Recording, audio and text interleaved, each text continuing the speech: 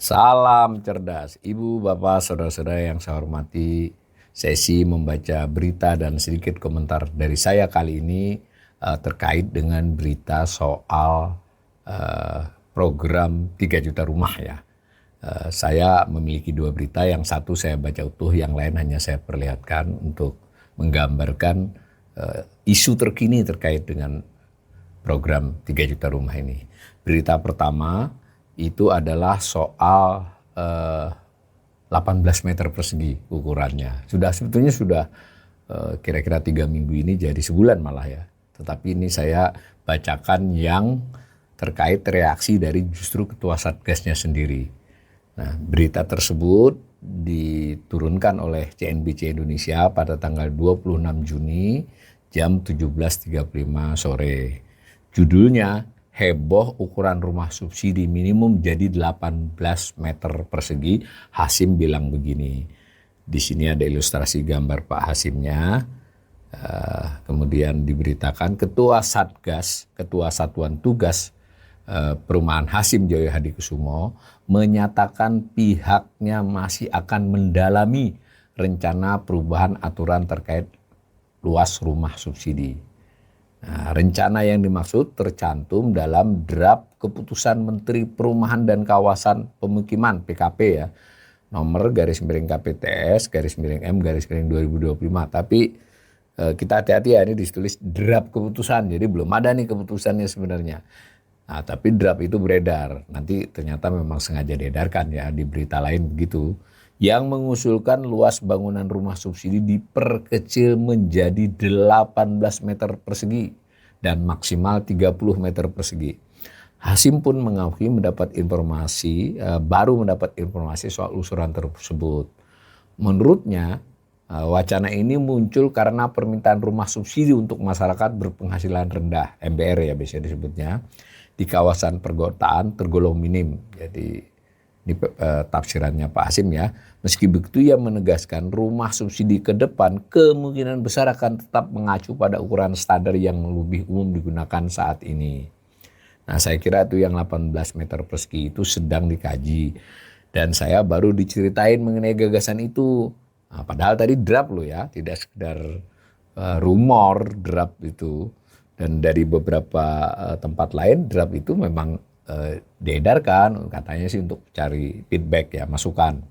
Nah, ini lanjut, kata Pak Hasim, umumnya nanti lebih standar, mungkin 40 meter persegi, ada yang 60 meter persegi, ada yang 36 meter persegi, 60 meter persegi itu gede ya. Nah, usai konferensi pers peluncuran pelaksanaan pekerjaan proyek perumahan oleh PT Alkila Internasional di Jakarta. Sebelumnya, ini versinya CNBC tadi, pernyataan Pak Hasim yang dikutip. Menteri PKP Marwarar Sirait, ARA ya biasa disebutnya beliau ini, mengungkapkan rencanaan perubahan draft rumah subsidi dengan luas bangunan 18 meter persegi masih berlanjut. Saat ini ia sedang mendengarkan tanggapan dari berbagai pihak untuk mewujudkan rumah ini. Ini menarik juga ya, draft peraturan menteri, keputusan menteri diedarkan untuk cari feedback. Ya, saya kira bagus juga kalau memang tujuannya positif ya, untuk mencari masukan. Salah satu pertimbangan membuat konsep perumahan seperti ini ialah kebutuhan lokasi yang ingin dekat kota. Namun karena harga tanah semakin mahal, maka opsinya membuat rumah dengan luas bangunan lebih kecil. Ini belum masuk skema FLPP, ini baru draft ya, jadi memang belum ya. Draft berbeda dengan sosialisasi. Saya pilih menyebarkan. Jadi berarti benar nih Pak Ara yang menyebarkan ya. Biar dapat kritik nggak apa-apa. Ngapain saya tulisin kalau banyak menilai nggak setuju. Makanya saya dapat input milenial nggak apa-apa di bawah 60 meter persegi. Yang penting layak huni, dekat transportasi umum. Ini pembelaannya Pak Ara ya, bahwa yang setuju dengan ukuran segitu nggak masalah. Saya akan coba lanjutkan, tapi ini belum jadi keputusan. Nah, ketika ditanya apakah rumah subsidi bisa dibangun di Jakarta 18 meter persegi tadi ya, Ara menanyakan kepada pengembang. Respon beberapa pengembang seperti terlihat sulit mewujudkan di Jakarta karena masalah harga tanah yang terlampau sangat mahal. Namun untuk wilayah kota lain masih masuk. Saya nggak janji tapi pengen. Kalau bisa dibikin di Jakarta, bagus banget Pak, kata Ara. Lebih lanjut, ia menegaskan luasan rumah bukan menjadi satu-satunya pertimbangan rumah disebut layak. Melainkan ada banyak variabel lain. Luas salah satu variabel, tapi bukan yang utama dan satu-satunya. Saya bisa tunjukkan bahwa banyak rumah dengan luas 60 meter persegi yang nggak bagus seperti banjir, retak, dan lain-lain pungkasnya. Ya benar ya logikanya Pak Ara ini. Bahwa 60 meter bisa saja nggak layak. Tapi masalahnya 18 meter ya belum diukur yang lain-lain dari sisi luasnya saja. Kebanyakan berpendapat kan tidak layak. Itu satu hal. Hal lain yang menarik menurut saya adalah Pak Hasim itu ketua Satgas ya. Dalam hal program perumahan ini. Pak Ara ini menteri.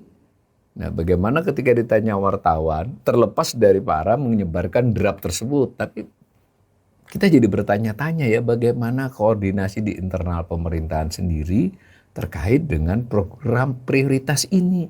Salah satu program yang paling diunggulkan selain MBG ya, Perumahan Rakyat. Ya, kanal ini entah yang keberapa kalinya mengingatkan bahwa ini bukan soal sosialisasi saja, tapi soal bagaimana di internal pemerintahan mengambil keputusan dan mengambil keputusan kemudian menghasilkan kebijakan yang ada desainnya ya.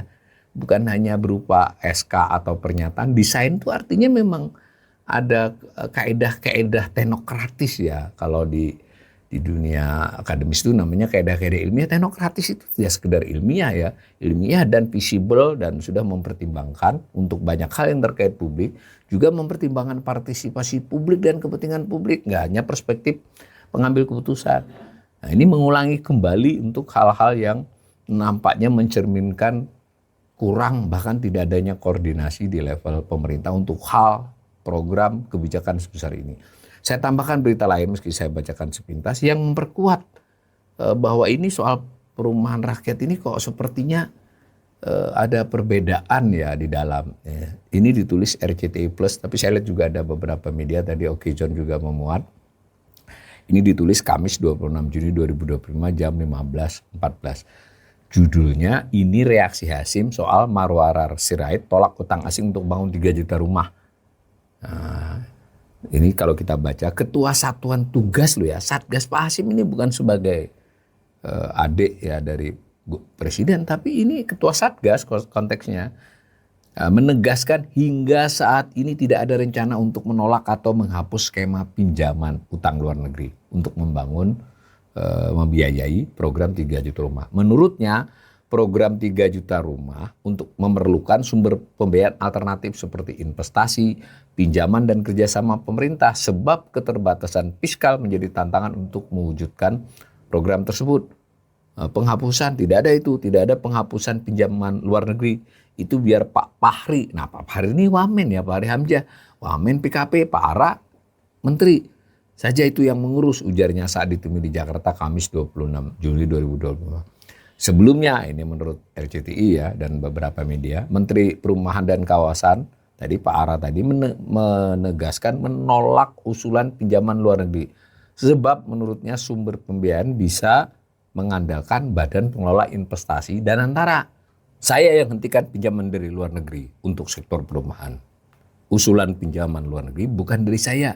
Tapi dari dirjen-dirjen saya, bukan dari saya, kata Marwara di kantor Bappenas Selasa 24 Juni 2025. Saya komentari sedikit ya. Ini kita tidak tahu nih konteksnya. Dirjen mengusulkan di siapa? Menterinya Pak Ara loh ya. Jadi kata Pak Ara yang usul pinjaman luar negeri itu bukan dia, tapi dirjen-dirjen dia menegaskan kembali sinyalemen banyak pihak, termasuk kanal saya. Ini bagaimana koordinasi di tubuh pemerintahan. Dan yang penting ketua satgasnya nggak ada itu, coba. Nah ini tadi yang berita pertama tadi kan soal ukuran. Nah saya lanjut nih. Menurutnya ini Pak Ara lagi, penyediaan rumah murah untuk masyarakat berpenghasilan rendah harus berdiri di kaki sendiri, berdikari. Konsep ini disebutkan Marwara sesuai dengan arahan Presiden Prabowo Subianto, sehingga dipilih opsi untuk tidak mengajukan pinjaman luar negeri di sektor perumahan. Menurutnya Danantara akan biaya program 3 juta rumah dengan mengalokasikan hingga 130 triliun rupiah.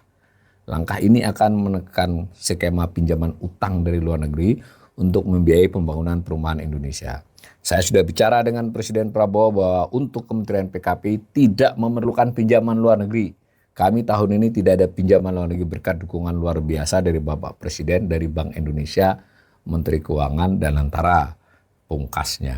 Jadi terlepas dari soal kita setuju atau tidak setuju dengan pinjaman luar negeri ya dalam konteks ini, tapi berita ini kan sudah secara jelas menggambarkan betapa program 3 juta rumah di tingkat internal pemerintah sendiri saja desainnya itu seperti apa sebenarnya. Ukurannya masih rame, sumber pembiayaannya masih rame, dan ini nanti kita tunggu saja apa benar Danantara akan menyalurkan 130 triliun. Di beberapa berita lain Danantara juga diharap dikatakan akan masuk ke Garuda, akan bantu Kopdes Merah Putih, akan nikel dan sebagainya.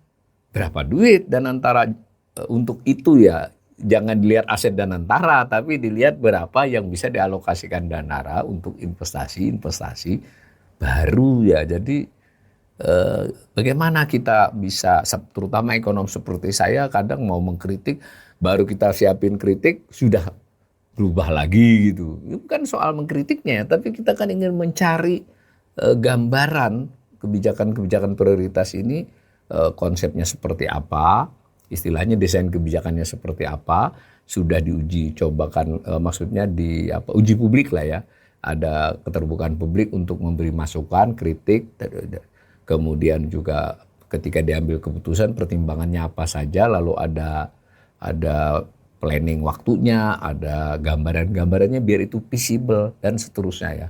Kalau tidak, ketidakpastian akan meningkat karena misalnya keputusan seperti ini akan berpengaruh pada pelaku properti.